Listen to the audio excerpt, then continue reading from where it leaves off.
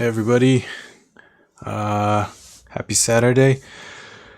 Good to be here with you. I hope you've had a great week, and I hope that you've been enjoying the series. As always, if you have any questions or comments or anything, drop it in the live chat or leave it in the comments section, and I will get to it. And if anybody is interested in doing some If anybody's interested in doing some one-on-one lessons, I would definitely love to help you out here. Just hit me up. You can leave it in the comment section or go to my website, nathangoheen.com.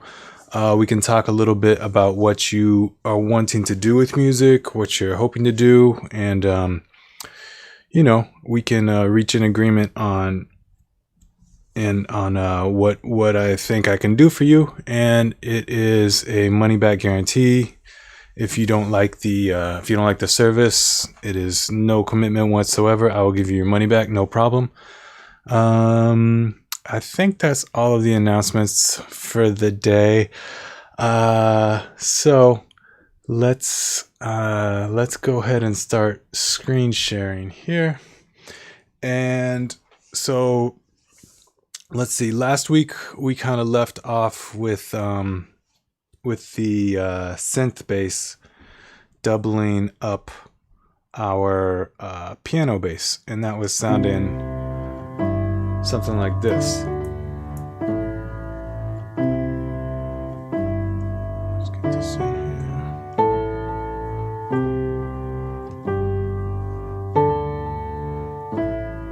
And it can obviously be tucked back in the mix, or you can make it more present, get rid of the piano bass. That's a possibility. Maybe we'll wind up there, but right now I kind of like the presence that it's bringing, having the piano play those notes. Let me bring it back down. And so, like I was saying last week, one of my favorite things about music is figuring out how the pieces fit together.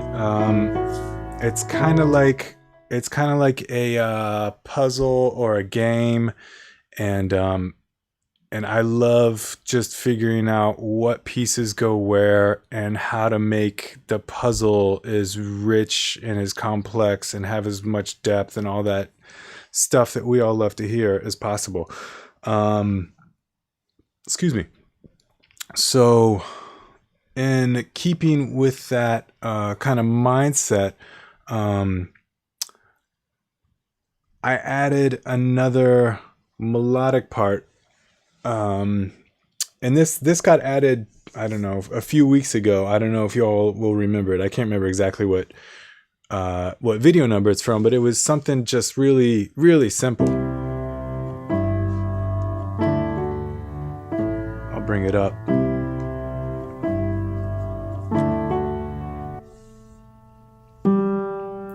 It's just another piece of information that helps give character, helps give sound, helps give flavor.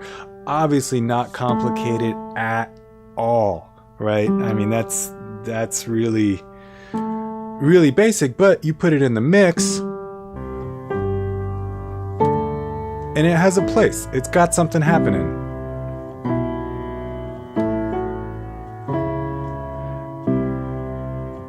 So that's what we're working with right now. Another thing that I also did offline was I started to play with that melodic idea in the synthesizer realm, and I wound up with this part, which I think is kind of cool. I'll play it for you here. I'll add it in.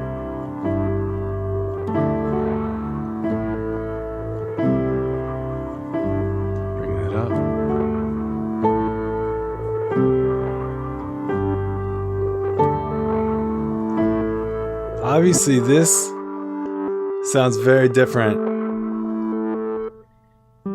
from that, but it's the same. I just put the MIDI notes in there, and then played with a synth patch until I came up with something like that I liked.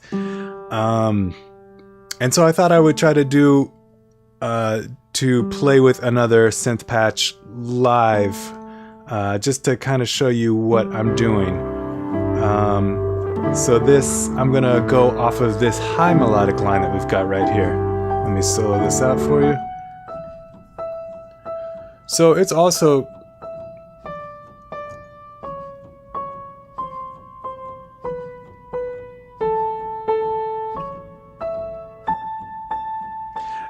not a super complex line, but it is something that has it has a nice pulse. It gives it some nice momentum. So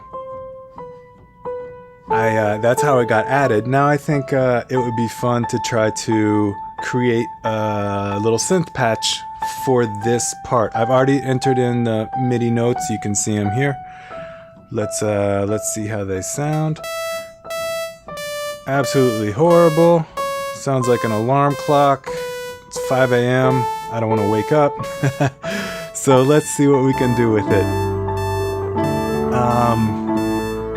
Really quick, I am using Alchemy. I don't know if you all have caught the other videos, but any synth will do. This is just a stock synth within Logic. I have the most familiarity with it, and it seems to be it's actually a pretty deep synth, so definitely can learn a lot from it for all you Logic users. So let's go ahead and dive into it. Okay, so yeah, that sounds like an alarm clock. We need to change it. I'm a big fan of triangle waves in general. They are mellow, but they've got more harmonic content than a sine wave. So I'm going to start off with a triangle wave is the bass here. Maybe I will adjust the envelope for its oscillator.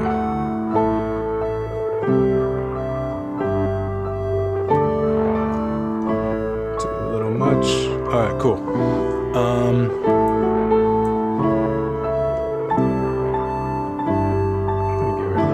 There we go.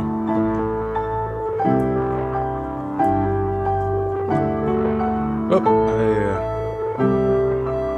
I did the wrong thing. Sorry about that. All right, let's bring this back up.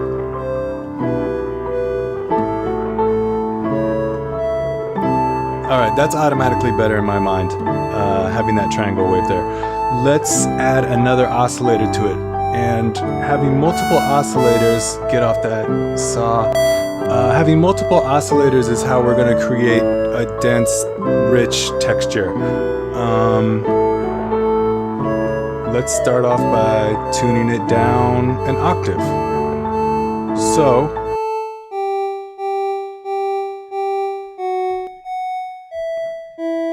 it's playing the same note, but just down an octave. That automatically is going to thicken up the sound. Maybe I'll even put a different envelope on this oscillator. Let's see here. Go down here.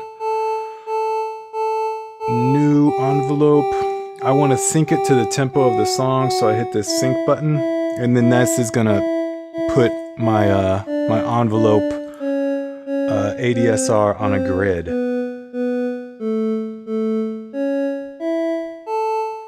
I don't like that Logic does this. I need to add some depth to it. I forgot. There we go. There we go. And depth is just how intensely you want your envelope or your LFO to be working. And I want this depth to be 100%.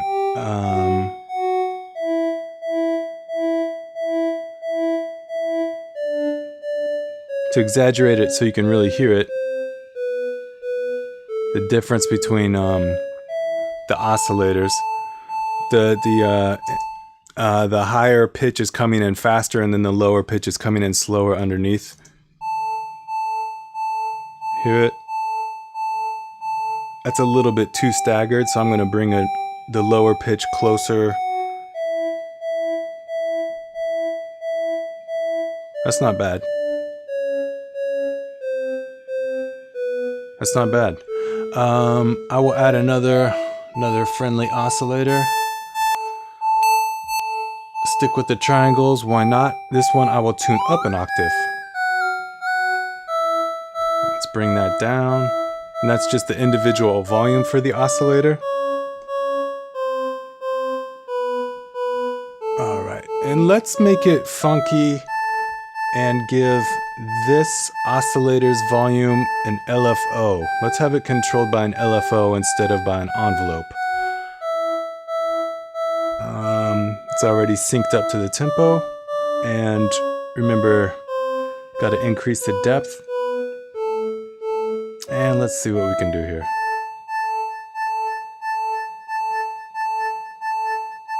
I like that. Kind of sounds you've heard similar effects like that, I'm sure, and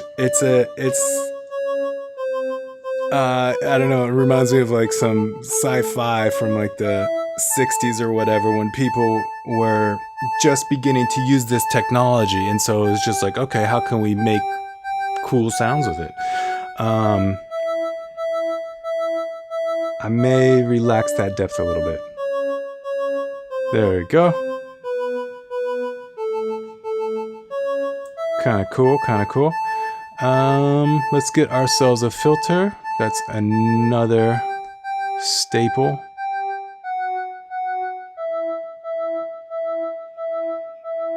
All right, I like that. And now let's give that the cutoff of the filter. Remember, it's like how much of the top harmonic information is being cut off. We've got a low pass filter on it, which means our lows pass through, the highs are cut off. All the highs are through, but now we're gradually cutting them off. It's kind of a one of those backwards things. A low pass filter allows the lows to go through, so the highs are cut off. All right, and let's give this cutoff some modulation as well. Let's give it a different LFO. That's kind of wonky. We can actually change the shape of our LFO. Right now it's in a sine. Have it be a square wave where it's just literally on or off. I'll speed it up so you can hear that a little better. That actually kind of sounds cool. It's a little too deep.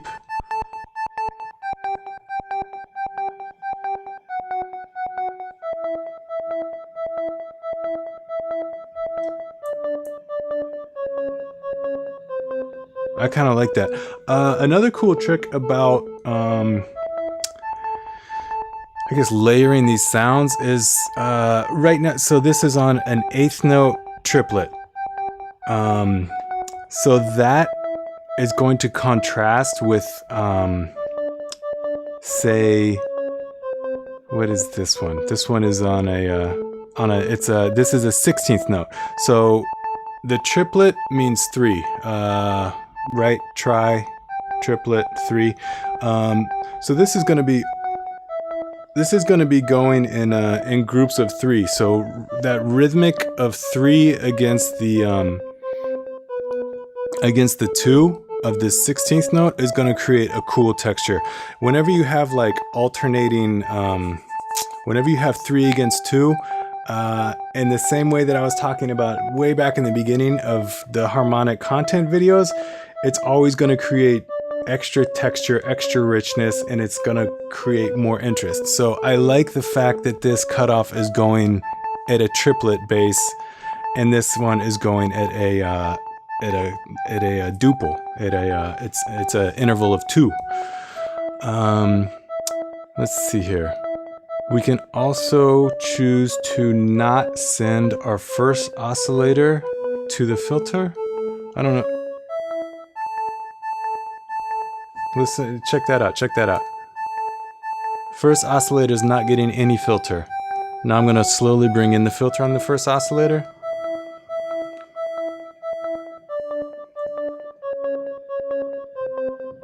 So maybe that would be cool to get its own modulation happening here. Why not? I've got a digital synthesizer, so let me add another LFO to it. Because why not? Pull that depth up. Uh-huh.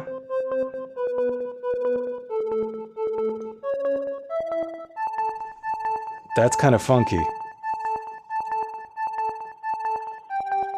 That is a really harmonically dense sound, and I like it. The cutoff may be a little high for my taste.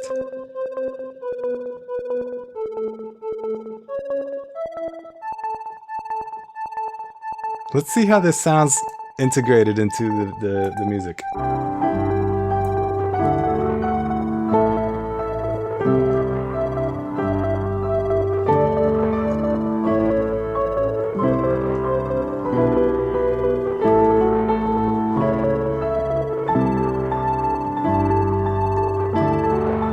That may be a little fast on the...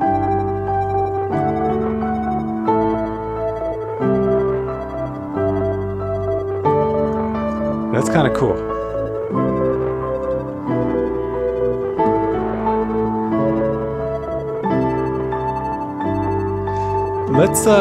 Let's take it a step further and now add some processing to it in the DAW. I'm going to create another echo.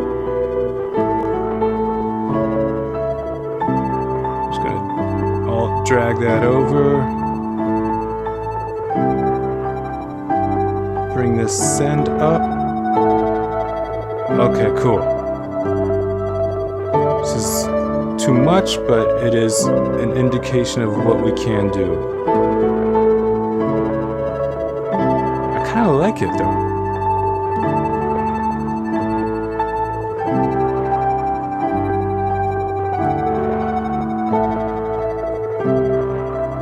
Let's actually bring this down. Let's mute that.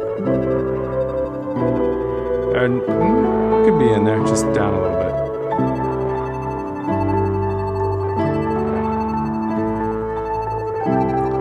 Let's test if that's a good mix, good balance. Not bad. Not bad.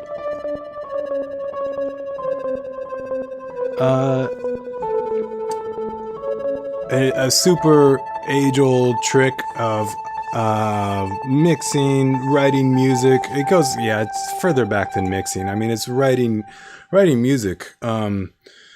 Trying to combine two different sounds to create a third sound, or trying to, I mean, it's basically what we were doing within creating this synth patch right here, right? We've got one sound source, this oscillator, and so we combine it with another sound source, and then we combine it with a third oscillator.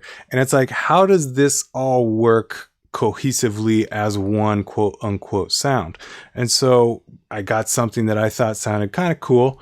And so then the next thing we do is add it into the pre-existing piano sound. And so now this is functioning as quote unquote one sound.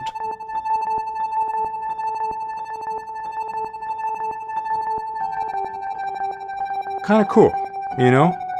Definitely not the worst thing I've ever heard in my life.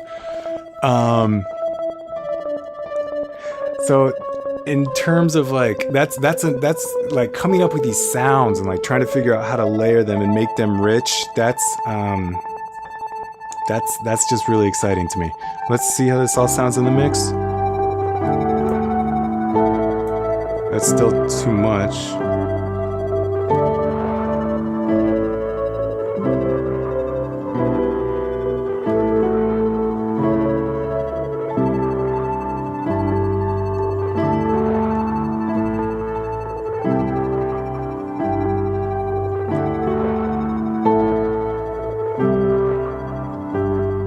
That's something. Let's bring it up.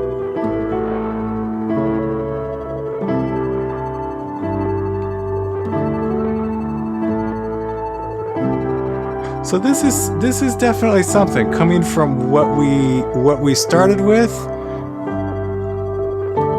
Let's take away this synth patch. Take away this synth patch. Take away the bass synth patch.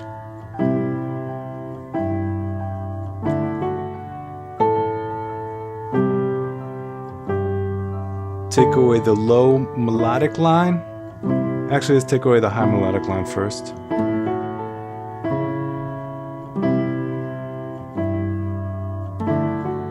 Take away the low melodic line now.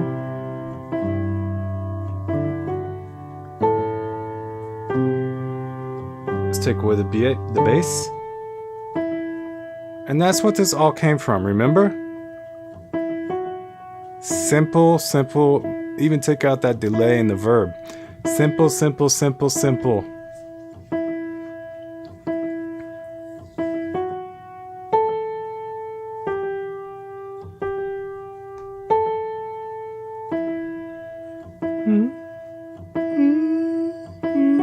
Ooh, I was in the wrong spot.